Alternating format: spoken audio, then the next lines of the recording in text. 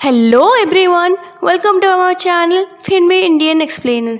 आज हम 10 मूवी के बारे में बात करने वाले हैं। इसका IMDb रेटिंग है 7.1 आउट ऑफ 10 और इसे 89% गूगल यूजर्स ने लाइक किया है।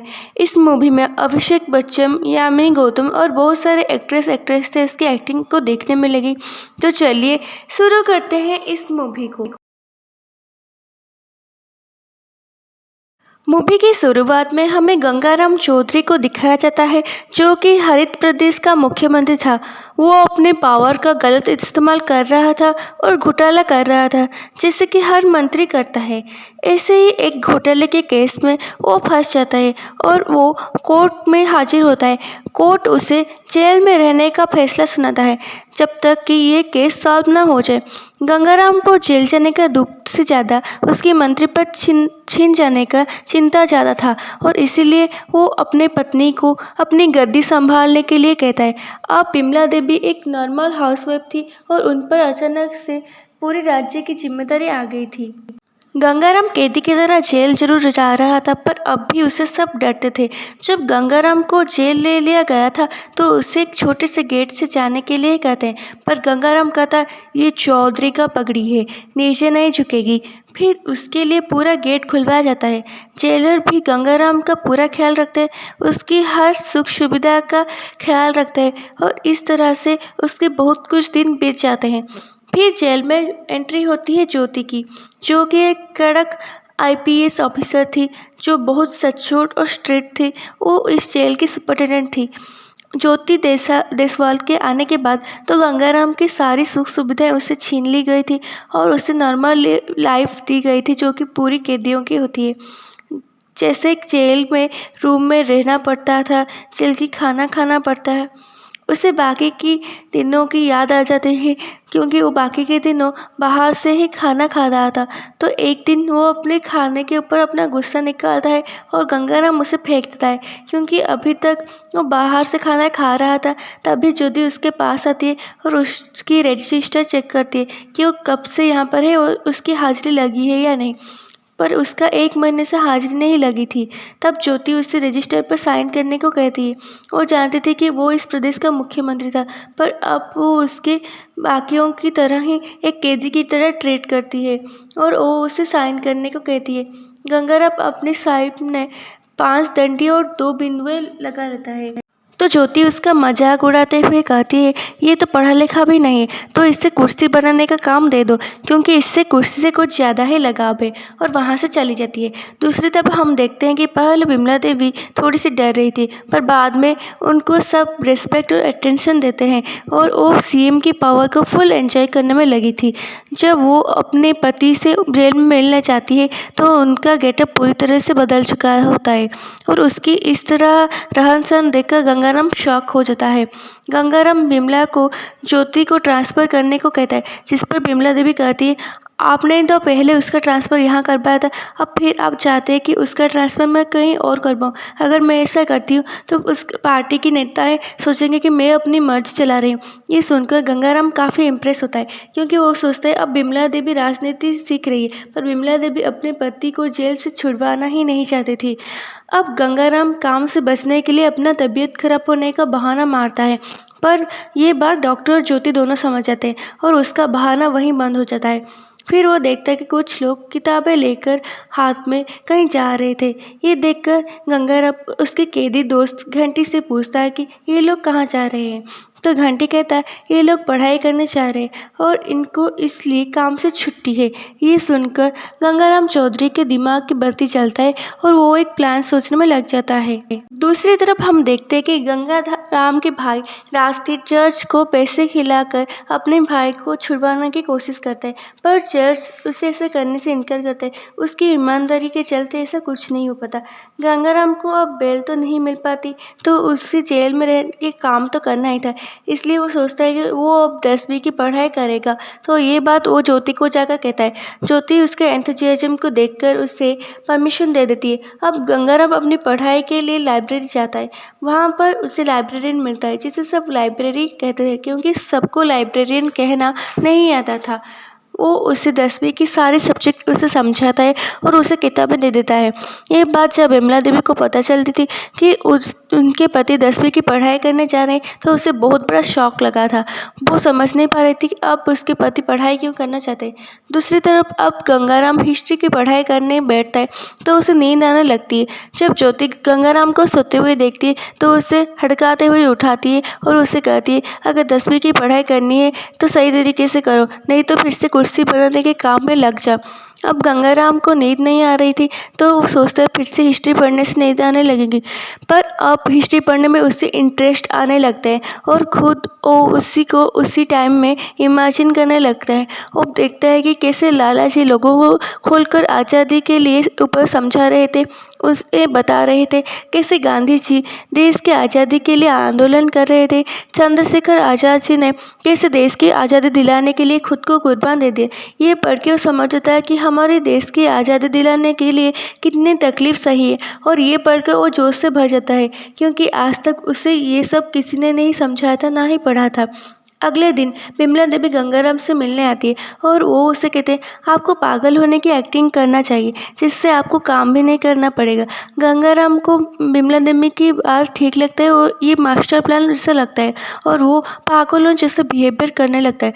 डॉक्टर भी उसको मेंटल समझ नहीं पाते, पर ज्योति उसका बहाना समझ जाती है और उससे वो बातों में फंसा कर पागल होने का ना होने का प्रूफ कर देती है।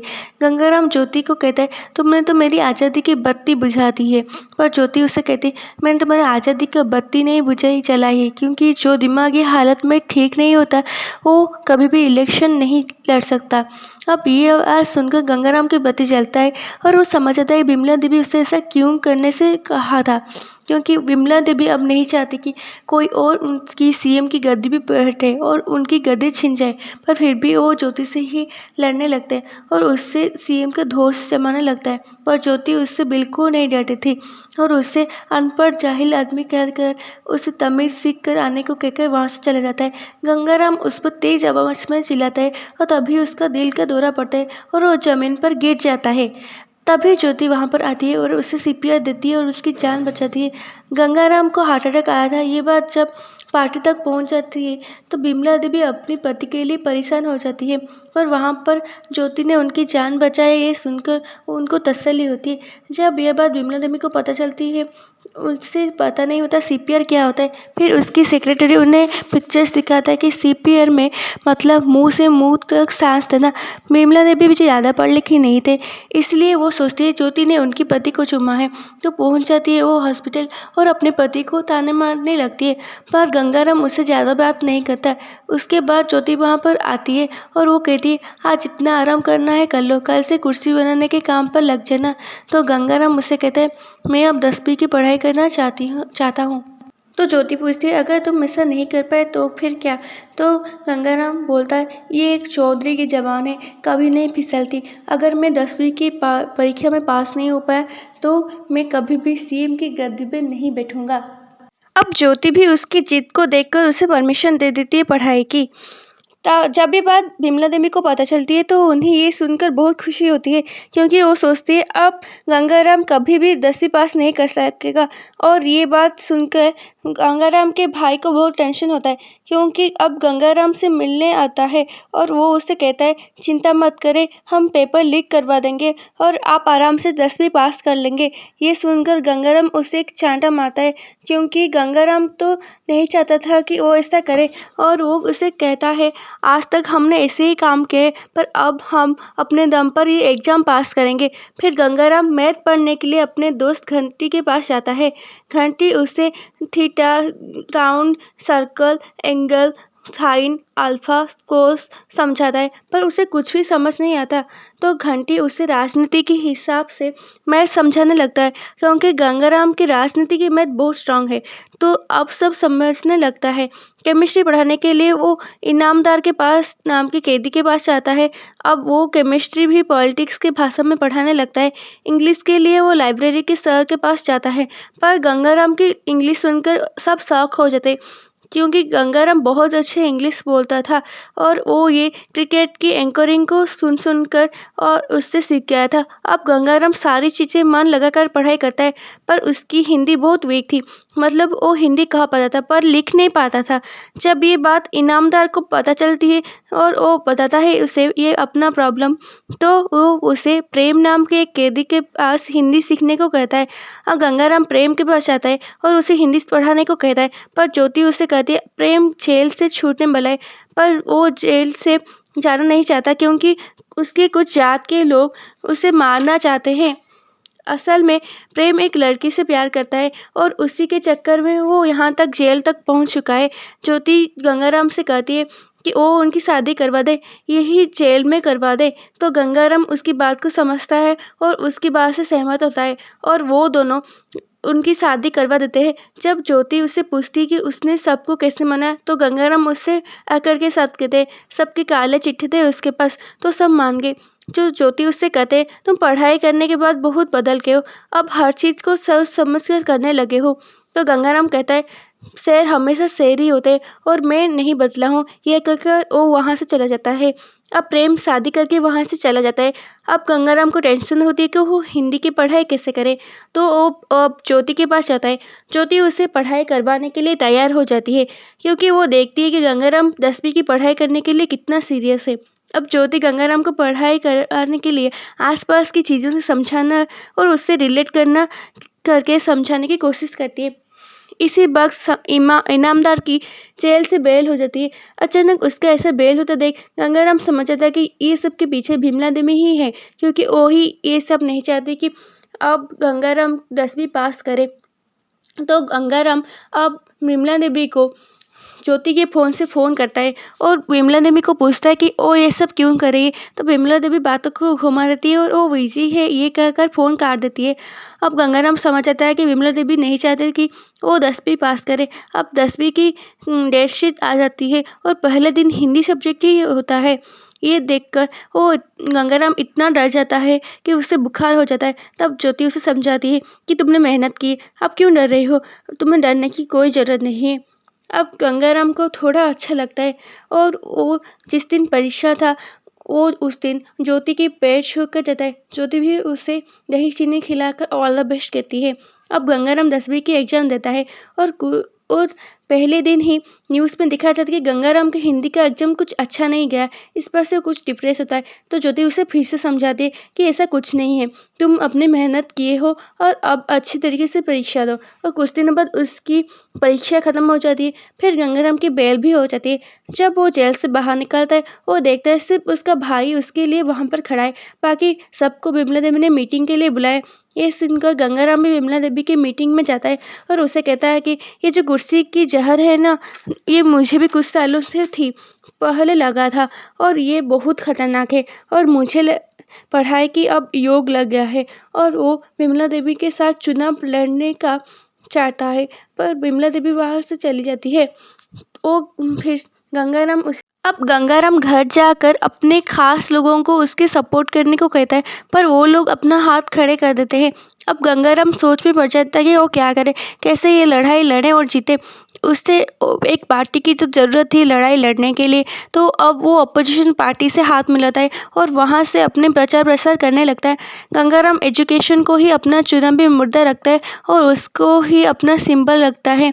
उसका सिंबल था पेंसिल का सिंबल। वो अपनी रैली में अपने भाषण में कहता है भगवान आंखें हर किसी को देता है पर नज़र किसी किसी को देता है, दिमाग हर किसी को देता है पर समझ किसी किसी को देता है। ये जो आंखें और समझ के अंदर का अंतर है वो शिक्षा से पूरा होता है। हमने शिक्षा को सिर्फ कमाई का माध्यम बना रखा है, हर चीज़ के लिए हमें शिक्षा की ज़रूरत है। हम हर चीज़ को सीख कर ही शिक्षा ग्रहण करते हैं। अब आप लोगों की बच्चों की जिम्मेदारी हमारी, हम उन्हें शिक्षित करेंगे। ऐसे वो शिक्षा के ऊपर बहुत सारे लोगों को समझाता है। अब हम देखते हैं कि वोटिंग शुरू हो जाती है। वोटिंग का दिन और 10वीं का रिजल्ट का दिन एक ही दिन आने वाला था। 10वीं का रिजल्ट के आने के दिन सबको बहुत टेंशन होती है और आखिर में रिजल्ट आता है और गंगाराम 57% के साथ 10वीं पास कर चुका था। इस बात से जेल में हर कोई बहुत बहुत खुश होता है। दूसरी तरफ इलेक्शन का रिजल्ट भी आ जाता है, जहाँ पर गंगाराम चौधरी भारी मतों से जीतता है। वो दोनों ही अपने जंग में जीत चुका था। वो अपने घर आता है तो देखता है बिमला देवी उदास गुमसुम सी है। बिमला देवी उससे माफ़ी मांगती है तो वो सब कुछ भुला के बिमला देवी को माफ़ कर देता है। गंगाराम कहता है, मैंने तुम्हारे साथ 7 फेरे लिए, अब अपने वचन को मैं जरूर निभाऊंगा। जीत के बाद नेता और गंगाराम लोगों के पास जाते हैं। नेता उसे सीएम घोषित ही कर रहा होता है कि वो उसे रोक देता है और उसी अपने नेता को ही सीएम बनाता है, क्योंकि वो कहता है जिसको हर चीज़ की नॉलेज हो वही सीएम बनना चाहिए। इस बात से वो लोग खपा होते हैं, क्योंकि गंगाराम की वजह से ही बहुत लोगों ने उसे वोट दिया था। पर गंगाराम कहते कुर्सी का प्यार अभी भी मुझे है, और वो अपने लिए शिक्षा मंत्री का पद चुनता है। और गंगाराम अपनी प्रॉमिस टेप पे शिक्षा को बहुत बेहतरीन करेगा ये प्रॉमिस करता है। और ये मूवी गंगाराम की प्रॉमिस के साथ ख़त्म हो जाती है। ये मूवी वाकई में बहुत बहुत अच्छी है। इस मूवी का रेटिंग कम है, पर फिर भी ये मूवी बहुत अच्छी है। इसमें एक बहुत अच्छा शिक्षा देती है हमें। इसमें पढ़ाई करने के लिए कोई भी उम्र छोटा नहीं होता, कोई भी उम्र बड़ा नहीं होता। हम ज़िंदगी में कोई भी स्टेज में पढ़ाई कर सकते हैं और ख़ुद को बुलंद भी कर सकते हैं। ये मूवी कभी हार ना मानने का भी शिक्षा हमें देती है।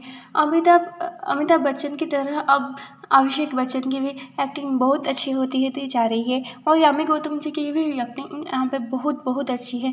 ये मूवी आपको समय निकाल के ज़रूर एक बार तो देखना ही चाहिए, क्योंकि ये मूवी हम सच में हमें शिक्षा के महत्व के बारे में और किस तरह से टीचिंग करने से बच्चों को अति आवश्यक है और अच्छी तरीके से समझ में आ सकती है, ये बात ज़रूर बताती है।